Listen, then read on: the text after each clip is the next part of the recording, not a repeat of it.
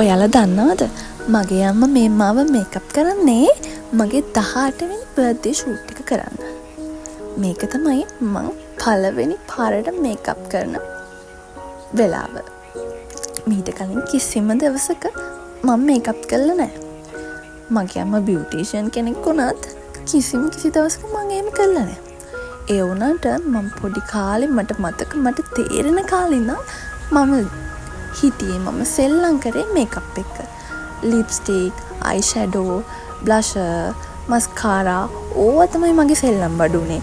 ඕවාගේ පාට තැන් වල ගාලා එක දේවල් කරලා මම සෙල්ලම් කරා චූටි කාලේ. ඒක තමයි මගේ ජීවිතේ උනේ. ඒ වුණාට මම මේකප් කරනවා කියලා එකක් කරන්න ගියේ නෑ. මම එක ඒවා කරා. ඒ වුණාට මම ලොකු වෙන්න මට මතකයි පොඩි කාලේ. පොඩි කියන්නේ සාමාන්‍යයෙන් ටිකක් ලොකු කාලේ මම ඕවා ගා ගන්න හදන. එතකොට අම්මා කියනවා එපා. ලොකු වුණාම ගාමු අපි ලොකු පුතේ.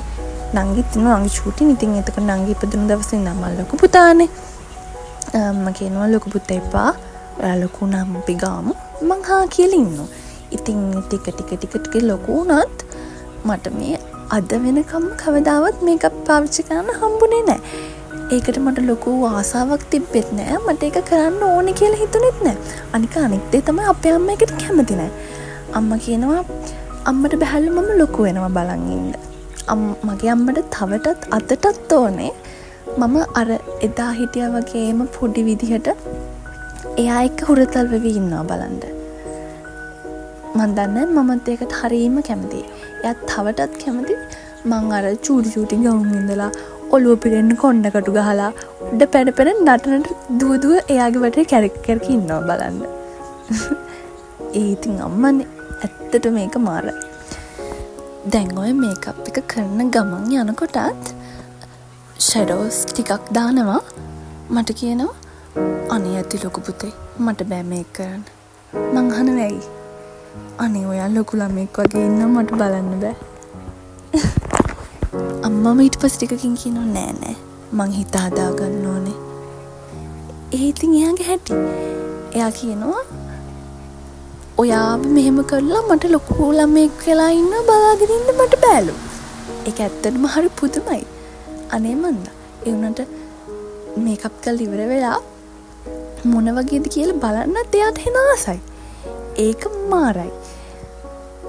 ටිකක් මේකප් කරනවා අනේ මට බෑ ඔයා ලොකු වෙනවා බලන්න. එහෙම කියනවා. ආයෙ කරනවා අනේ මගේ ලොකු පුතා හරි ලස්සනයි. එහෙමත් කියනවා. ඒක බලාගෙන ඉන්නම වටිනවා. ඇත්තටම ඔය සමහර වෙලාවලට අපේ නංගියොත් එහා පැත්තෙන් එක ඒවා කියනවා.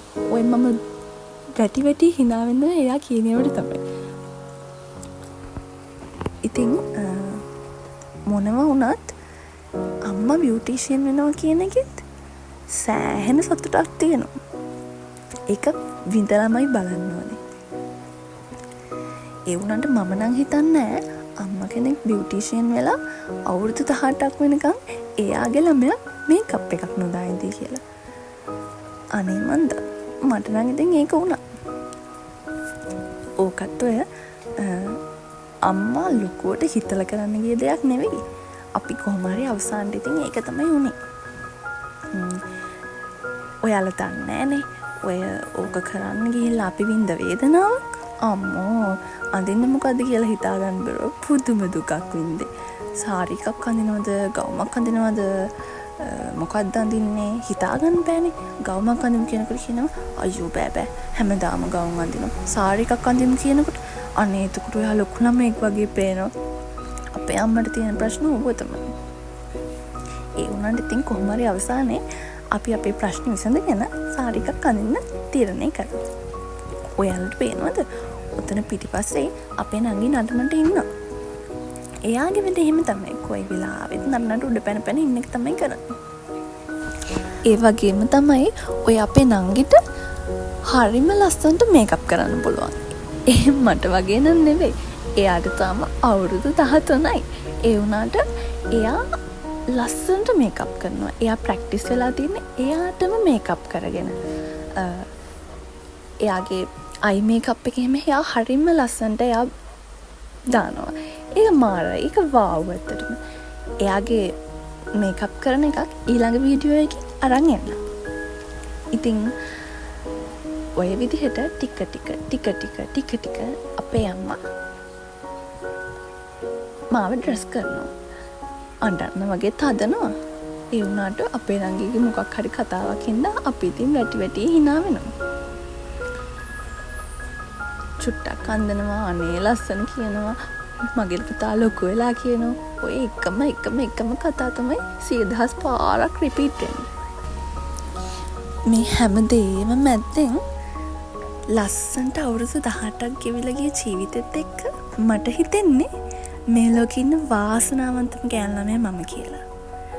මේ ලෝකේ ඉන්න වාසනාවන්තම දුව. මේ ලෝකේ ඉන්න වාසනාවන්තම අක්කා. මට හිතෙන්නේ එහෙමයි. මං තරම් වාසනාවන්ත ගෑනු ළමයෙක් කොහෙවත් නැතුව ඇති කියලා මට හිතෙනවා. ඔයාලා දන්නවද? මං හරි සතුටින් ඉන්නේ. ඒ සතුටට හේතුව මොකක්ද කියලාද ඔයාලා හිතන්නේ? පුළුවන් නම් කියන්න බලන්න. මං හිතන්නේ ඔයාලා දන්නවා ඒක.